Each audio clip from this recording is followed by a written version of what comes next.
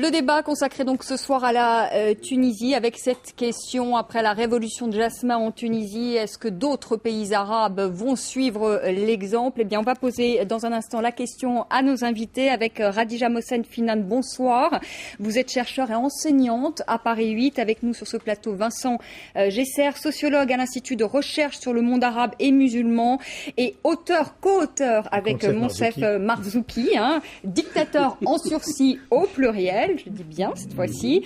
Hichem Benyaïch, bonsoir. Vous êtes rédacteur en chef du magazine New African et Qatar Abou-Diab, politologue et enseignant en relations internationales à Paris 11. Alors, on va regarder d'abord, si vous le voulez bien, ces images.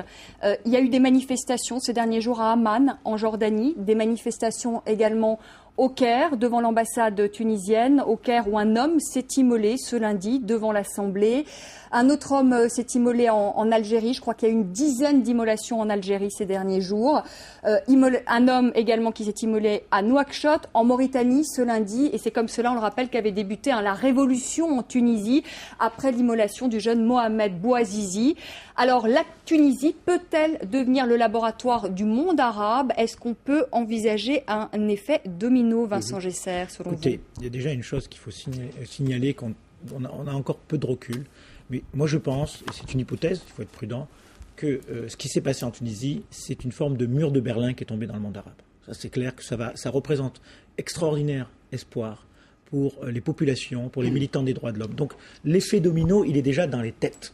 Ça, c'est important. Ça, c'est psychologique, il y a un mur psychologique. Oui. On est politologue, on est sociologue, on n'est pas là pour dire il va se reproduire la recette tunisienne, les gens vont manifester, le régime va tomber. Mais ce qu'on peut dire, déjà, c'est que quand on consultait des Algériens, des Marocains et encore plus des Égyptiens, la Tunisie fait la fierté. Une espérance retrouvée. Alors on peut dire l'espérance, c'est l'illusion, c'est l'utopie, mais non, c'est la première fois qu'un peuple fait tomber un dictateur et le fait partir. Et là, de ce point de vue-là, je crois que cet effet d'onde, il est d'abord dans les esprits et il est comparable à une forme de petit mur et même un grand mur de Berlin. Et ça, je crois que la Tunisie a marqué un point d'histoire. On a souvent raillé les Tunisiens. On dit oui, c'est des gens modérés, tempérés. Finalement, ça ne nous étonne pas qu'ils aient des dictateurs, une vision assez péjorative. Une vision péjorative. Tunisienne a été gentille, mais gentiment péjorative. Aujourd'hui, c'est fini. Et là, je dirais qu'il y a une sorte de fascination pour ce qui est passé en Tunisie, pour la civilité, pour le rôle de l'armée tunisienne, une armée républicaine, une armée exemplaire.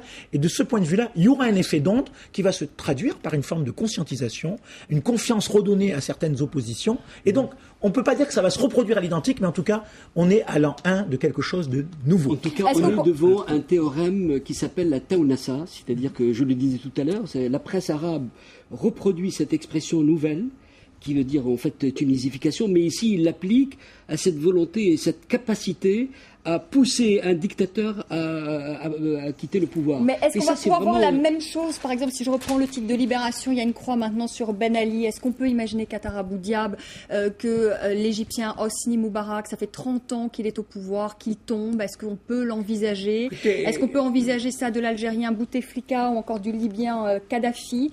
Il n'y aura pas de reprise similaire. Cette contagion passe dans les têtes, mais c'est pas une contagion, c'est pas une maladie la démocratie. C'est pas une maladie la démocratie. Elle serait pas massive, c'est ça. Elle serait pas massive. Elle serait au coup par coup. Il y a des situations différentes. Par exemple, c'est vrai, il y a des gens vieux parmi ces gens. Il y a aussi des élections qui vont se passer. Par exemple, mais des situations différentes, mais à chaque fois. J'imagine la succession de Moubarak va changer maintenant. En Égypte, dans la tête des dirigeants égyptiens, c'est impossible maintenant d'éroder un scénario de la succession Moubarak avec Jamal Moubarak. Donc, il y a quelque chose, au moins il y a un impact psychologique. Cet effondrement de mur psychologique produit par les Tunisiens, ça représente un précédent. On a eu l'impression, après la guerre froide, que cette démocratie faisait le tour dans le monde sans passer par le monde arabe.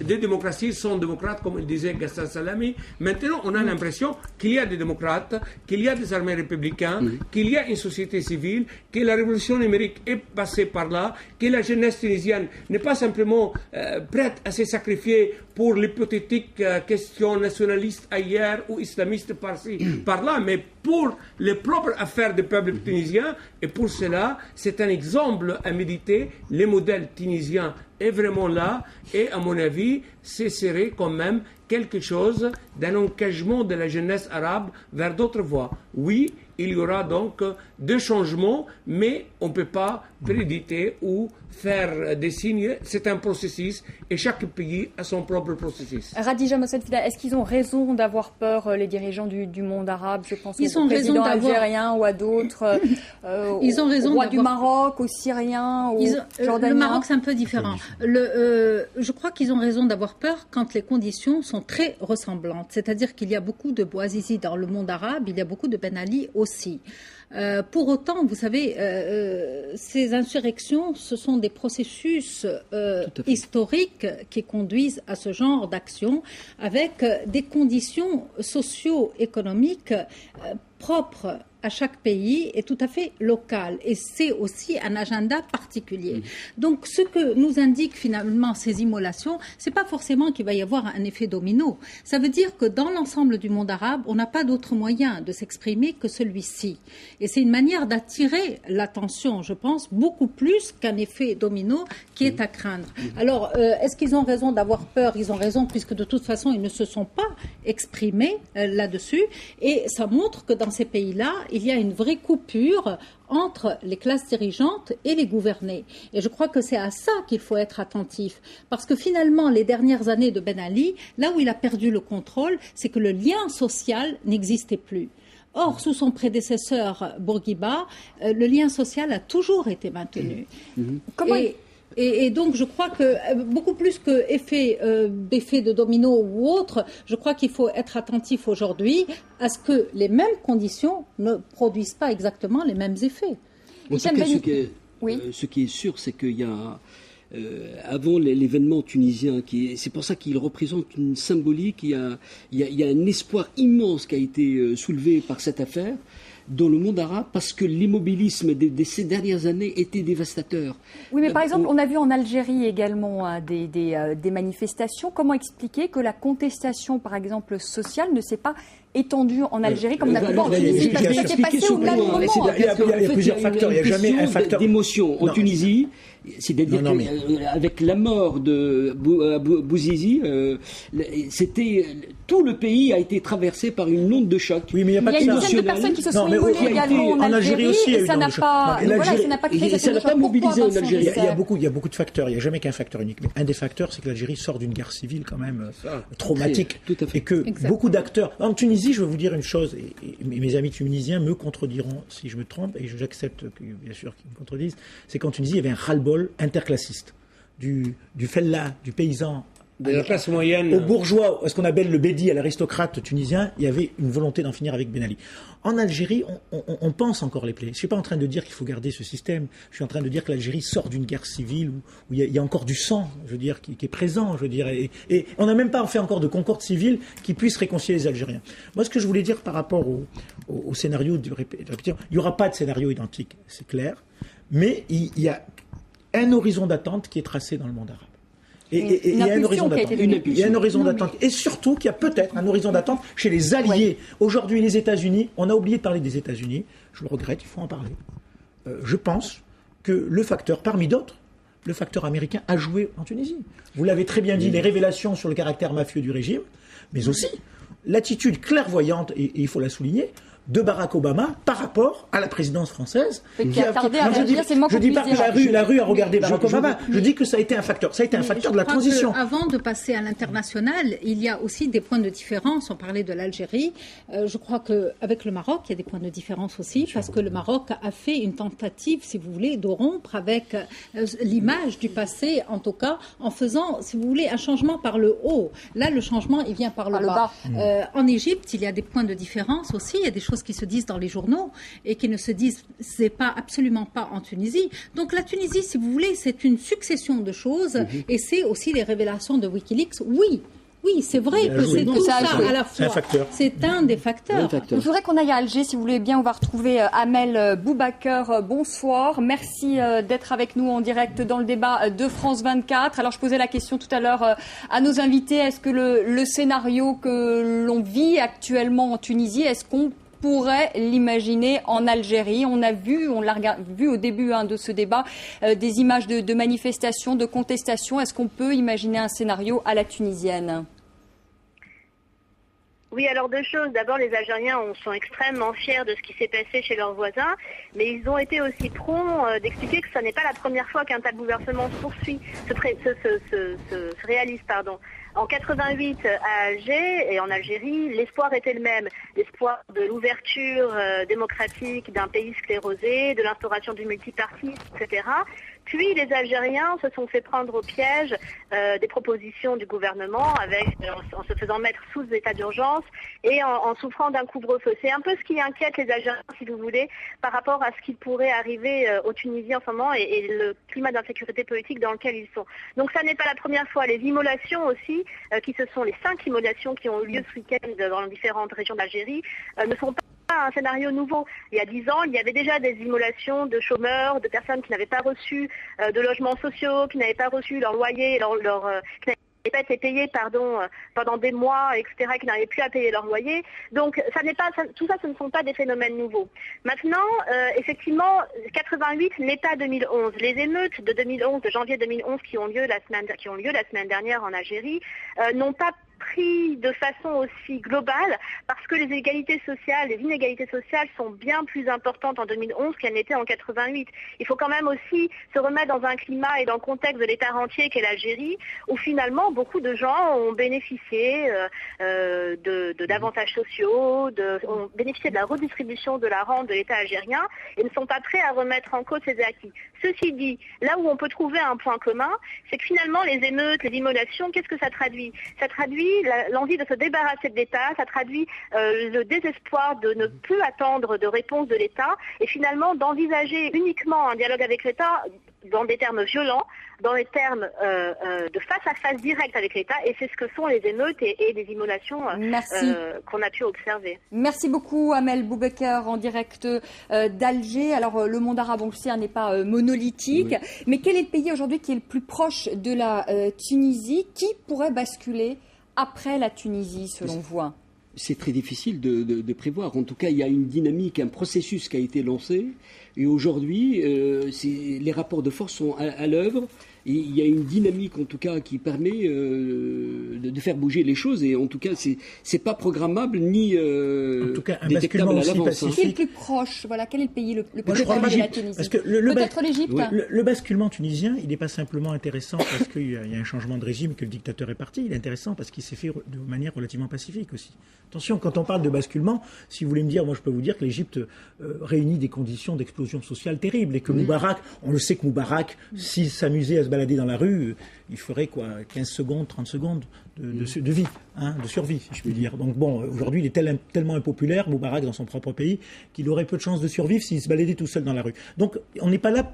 J'ai envie de dire que ce qui fait l'originalité de la voie tunisienne, c'est aussi l'idée qu'on peut faire un changement pacifique.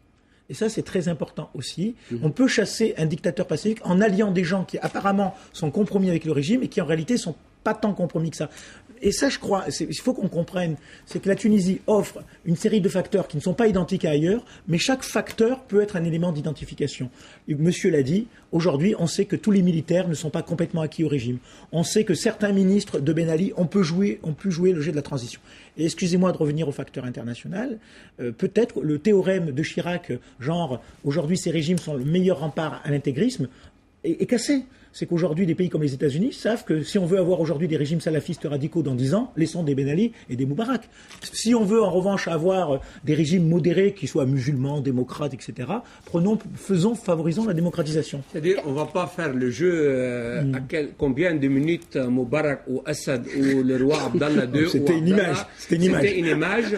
Non, je pense quand même qu'il y a des pays différents que d'autres. Par exemple, un pays comme l'Algérie ou comme l'Égypte ou comme la Jordanie. Je donne la Jordanie un pays. Pourquoi un pays comme la Jordanie ne pourrait pas se basculer si facilement, car c'est un pays qui se trouve entre Israël, l'Irak et la Syrie. Si la famille hachimite quitte le pouvoir, ça peut être un État palestinien alternatif. C'est un exemple des difficultés des changements dans le monde arabe.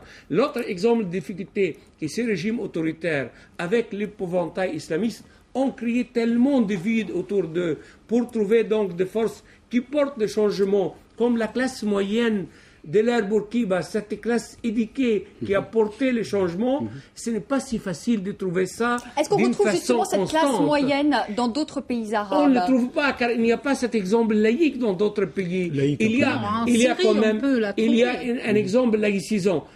En Syrie, laïcité en tunisienne, il Jordanie, faut la modérer, en Syrie, en attention. Jordanie, il y a plus d'effets de la religion dans tout changement vrai. prévu. Et c'est ça à observer. Mais en fait, Donc, il y a ces différences à saisir.